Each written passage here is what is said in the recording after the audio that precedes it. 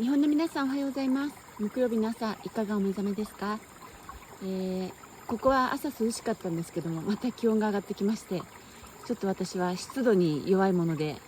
またちょっとやられております。小さい頃から結構弱かったですね。で、実は、あさってぐらいから、ここの気温のマックスが3、4日続くようで、ちょうど私その時に知り合いたちがやってくるので、ち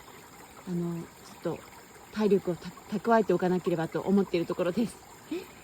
それではですね、皆さんも、日本も寒いと思いますけども、ご機嫌に楽しく元気にお過ごしください。